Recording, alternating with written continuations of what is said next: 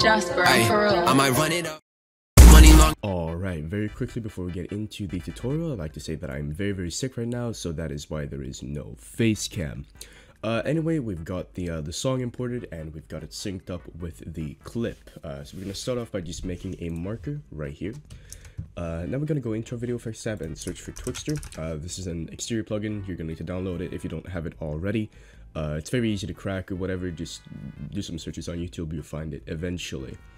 Right here, Twixtor Pro, just go ahead and drag the default onto the clip.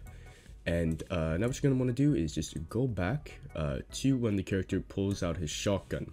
Should be right here, and if the character doesn't pull out a shotgun, it should be roughly 1 second 30 before the kill, so roughly around there.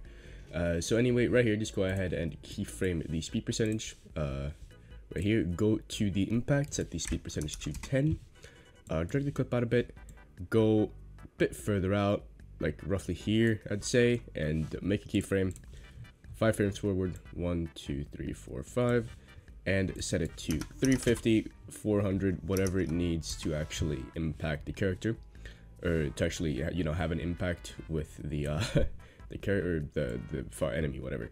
Next, just go 2 frames forward, set it to 50.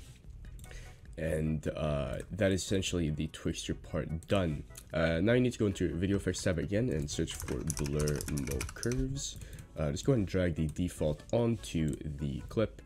Now just go ahead and go roughly in the middle of these first 2 frames. Keyframe Z distance, add a keyframe right there, go like a bit before this keyframe, that's like the one before the impact, and set it to 0,9.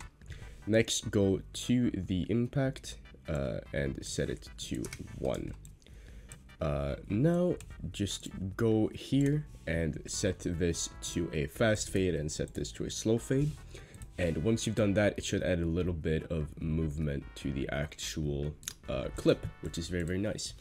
Now what you need to do is to actually render this entire clip out. It is a bit weird, but in order to actually add effects onto this Twixtor, we're going to need to actually render it out. So just select everything and render it right here. And once it has rendered, you just need to drag the clip back in. I have already rendered it out and I have my version right here. So if we just go ahead and drag this out a bit, you will be able to see that it is rendered out just like that. I will, however, remind you that you need to actually make a music pause. I completely forgot to talk about that. So on the impact, just split the music and go up to where the actual impact happens.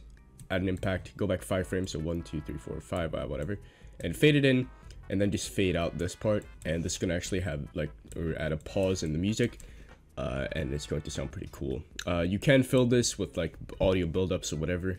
You probably have those on your own, and if you don't already have audio buildups, you can always, you know, get my free pack on my Twitter. You can just go there, and if you need any buildups, you will find them there. Anyway, we have this entire thing. I can just go ahead and play it out. Jasper, for real. I might run it up. Money long. Just like that. You will need to add the impact on this imported clip. I don't know why there is already an impact on this, but you will need to add an impact right here. Now we need to insert a video track right here, and we go to where the character pulls out a shotgun right here, and we add a marker.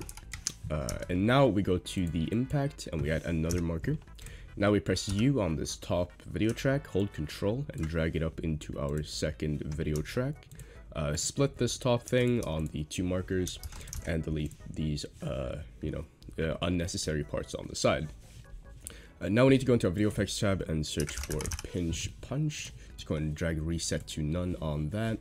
Animate the first keyframe, make sure it's on 0. And go to the last keyframe, set it to -1, and set it to a slow fade.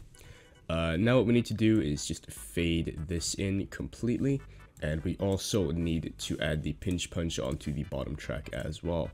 So just make sure to repeat exactly the same pinch punch settings as you had on the top track, and after the last keyframe, just go back, or just go forward 1 frame and set it to 0. This is going to ensure that, you know, there is some consistency with the actual colors and the magic looks we're going to add. Now just go into video effects tab and search for Magic Bullet Looks, and drag the default on, and in the description there will be a preset for this particular look.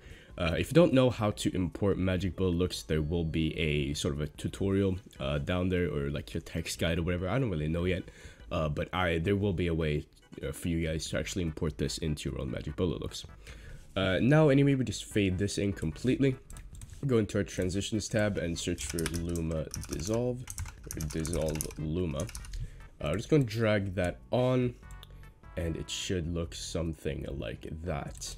Now the last thing we need to do is to go into our video effects tab and search for Hue Sat Bright. Just go and drag the default on, go to the first keyframe, set it to -1 keyframe, go to the last one and set it to 1. Now if we go and play this back, you will see that it does do a couple cool stuff. And there we go. Thank you guys so much for watching, and if you did enjoy me, show a like down below, comment, subscribe, all that good shit, and I'll see you guys in a couple days, and peace.